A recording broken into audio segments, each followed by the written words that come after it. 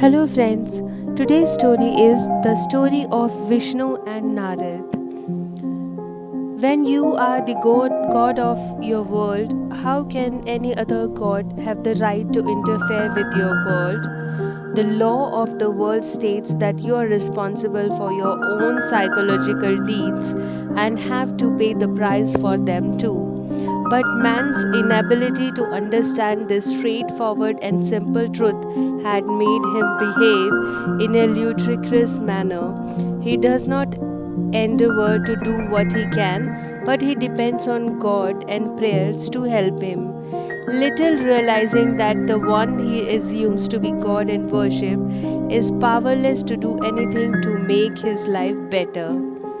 Let me explain this by narrating an interesting story from one of the well known Hindu Purans. Lord Vishnu, as known as Narayan, has been depicted as God in the story, and there is his devotee Narad, who keeps chanting God's name Narayan, Narayan, day in and day out. Impressed by his own chanting, Narad gradually starts believing that he is the greatest devotee of Vishnu in the entire world. One day, to reinforce his mistaken belief, he pays a visit to Lord Vishnu. Narad prostrates himself before Lord Vishnu and, suffused with pride, egoistically asks, "Dear Lord, is there anyone who is a greater devotee of yours than I am?" Laughing unprociously at Narad's vanity, Vishnu replies, "There are thousands."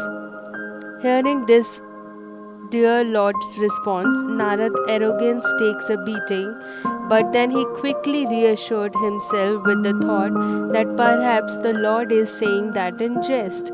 So he regains his composure and says calmly, "Surely you are speaking in jest, O Lord."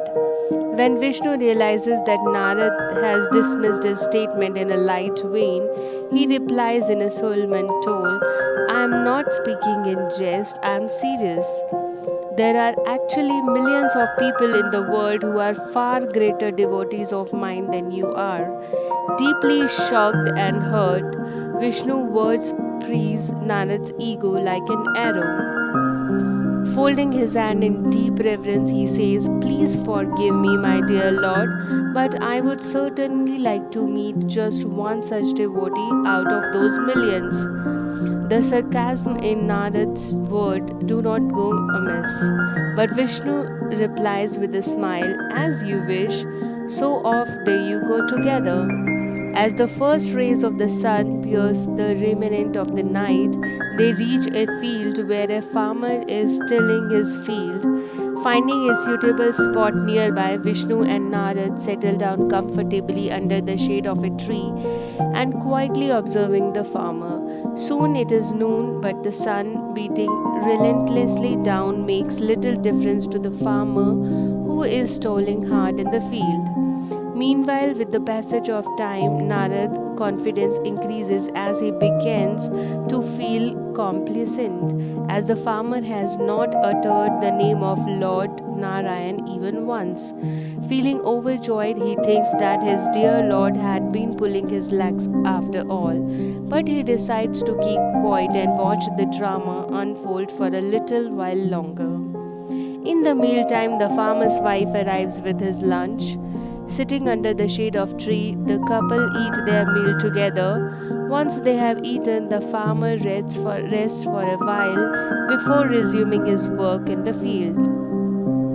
While his wife makes her way back home, hours pass by. The farmer continues to work in his field for the rest of the day.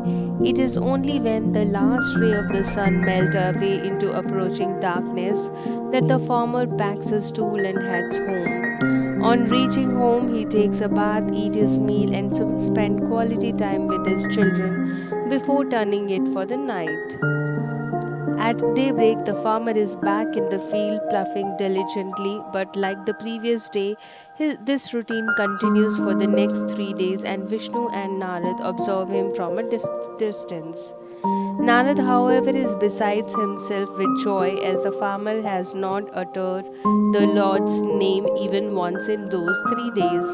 Unable to contain his happiness any longer, Narad finally loses his patience. In a bold tone, asks Vishnu, "Dear Lord, why have you been fooling with me and making me waste so much time? In the past 3 days, this farmer has not uttered your name even once." Smiling, Vishnu replies calmly, "You talk of 3 days, Narad. This man has not uttered my name even once in his entire life. I have been keenly observing him ever since his birth.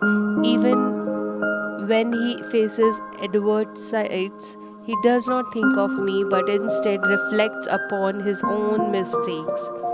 At times, even I am surprised at his behavior, for he never wavers from his path but keeps creating and building his world.